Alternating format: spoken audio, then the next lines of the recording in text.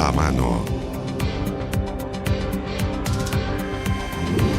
El gobierno confirmó hoy la extradición de Mauricio Hernández Norambuena, más conocido como el comandante Ramiro. La UDI ya ha aclarado que el factor Bolsonaro no ha influido en esta decisión de la justicia brasileña. Vamos a hablar del tema, para eso nos acompaña el diputado de la UDI, Isacor. Diputado, gracias por acompañarnos, bienvenido. Muchas gracias por la invitación. A ver, la última información que se conoció con respecto a la situación de Hernández Norambuena es lo que ya trascendía en Brasil, pero fue confirmado a través de algunos medios por el ministro de Justicia.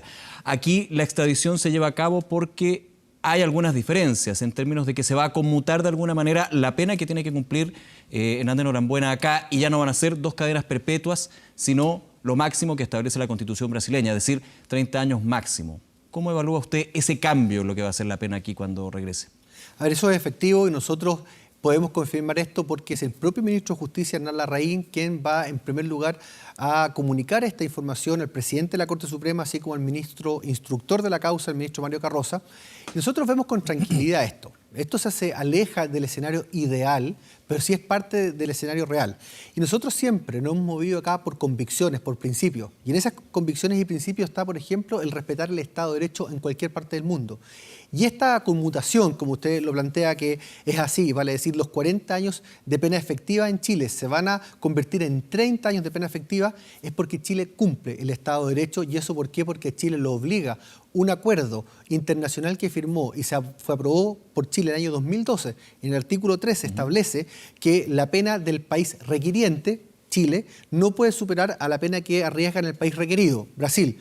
Y en ese sentido aquí demostramos una vez más que se está cumpliendo cabalmente el Estado de Derecho en Chile y en Brasil. Ahora, en ese escenario, en lo práctico, se le rebaja la pena aquí en Chile, la que va a tener que completar en este caso. Efectivamente, aquí se produce una rebaja de la condena producto de este cumplimiento del Tratado Internacional que nos permite a la vez traerlo acá. Porque recordemos acá un poco de historia, si me lo permiten. Sí. La extradición es solicitada por el ministro Mario Carroza para alejar cualquier vicio político. Aquí analicemos al ministro en su fallo, y aquí el ministro ha fallado, ha sido el mismo ministro que ha condenado a militares por derechos humanos. Por lo tanto, esas presunciones de acuerdos políticos no son tal. En segundo lugar, la extradición es solicitada de manera formal a Brasil el año 2002, en pleno gobierno del expresidente Ricardo Lagos. Es acogida por la Corte Suprema brasilera en el año 2004. Ni siquiera existía el presidente Bolsonaro, para ir aclarando estos temas. Pero el año 2004 se hace la salvedad por parte de la Corte brasilera, diciendo desde ya que no puede superar la pena a la que arriesga en el país requerido. Y en ese sentido esto es muy propio de los tratados bilaterales de extradición. Pero ¿qué sucede? Que avanzado el tiempo y mientras este señor seguía cumpliendo una condena por el secuestro del empresario Washington Oliveto, se firma y se aprueba este tratado de extradiciones de Chile con todo el Mercosur. Y en ese tratado establece a priori que se fija esta condición que había puesto de manera particular Brasil, se fija con todo el Mercosur. Por lo tanto, acá Chile ya estaba aceptando que cualquier extradición que se pidiera a Brasil, independiente de quién fuera, Hernández Norambuena u otra persona, tenía que cumplir este requisito. Y eso es de manera efectiva, de manera política y de manera a la vez judicial.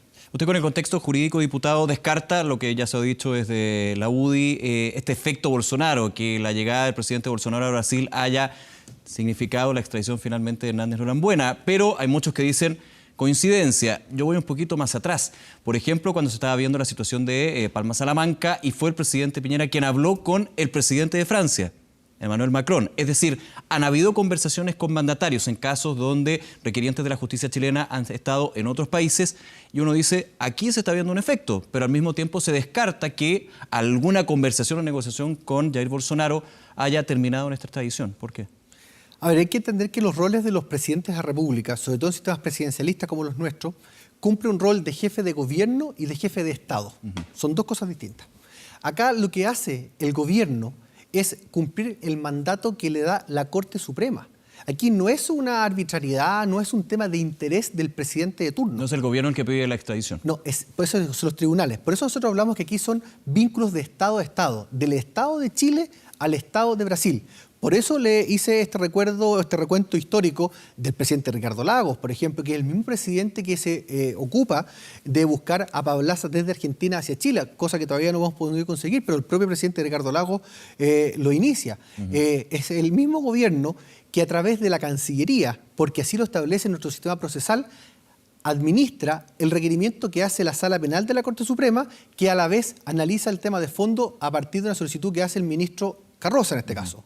Por lo tanto, aquí nosotros descartamos que aquí exista un vínculo, un acuerdo político entre ambos mandatarios. Pese a que siempre se conversa con los presidentes en este tipo de casos para agilizar o de alguna manera hacer más fluido el proceso de extradición o terminar en un proceso de extradición. Es que efectivamente, y aquí, por ejemplo, quienes administran muchas veces el día a día estos procesos de extradición son los embajadores en los países requeridos.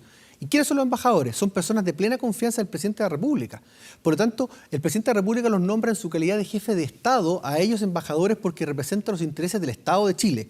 Y en ese sentido, yo encuentro de verdad poco responsable estas reacciones que puedan venir de la defensa del señor Hernández Norambuena o de la familia, que yo las puedo entender que puedan ser más emocionales, pero desde el punto de vista jurídico, desde el punto de vista judicial, no es tal. Es querer aquí convertir al señor Norambuena en una víctima política que no lo es. Aquí el único victimario en todo este proceso es el señor Hernández Norambuena, quien asesinó a un senador en ejercicio, quien secuestró a un empresario en Chile, quien secuestró a otro empresario en Brasil. Por lo tanto, aquí yo creo que lo que esperamos nosotros es acatar con silencio esta resolución, y también yo hago un llamado muy responsable a los adversarios nuestros, que más allá de las diferencias ideológicas que tengamos al menos un poco de consecuencia. Y esa consecuencia pasa que cuando muchas veces ellos han buscado justicia, han buscado derechos humanos en todas partes del mundo, aquí también sean consecuentes y al menos apoyen el requerimiento de justicia y de derechos humanos que está estableciendo en este caso la familia del senador Jaime Guzmán, que ha guardado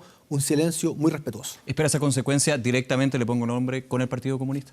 Con el Partido Comunista y con todos aquellos partidos que muchas veces establecen su respeto y su solicitud a los derechos humanos, pero que después le ponen el color cuando les conviene. Yo creo que eso no ayuda a la democracia, no ayuda a la credibilidad del requerimiento de derechos humanos. Yo soy un convencido del respeto a los derechos humanos y del respeto a la justicia. Por eso siempre he buscado que se pueda restablecer por parte del tribunal como corresponde a la justicia. Y si esta justicia tiene que ser para un militar o para alguien que atentó en contra de un militar, también así sea.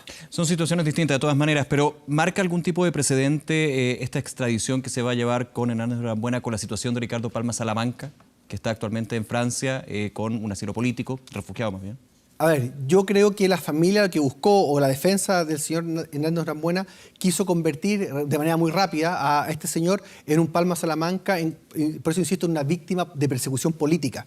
Sin embargo, el señor Palma Salamanca hoy en día goza de una protección de parte de Francia con respecto a su figura. Y a mí me llama poderosamente la atención que Francia, un Estado que ha vivido el flagelo del terrorismo en los últimos años. O sea, esto no hablamos de hace muchos años atrás.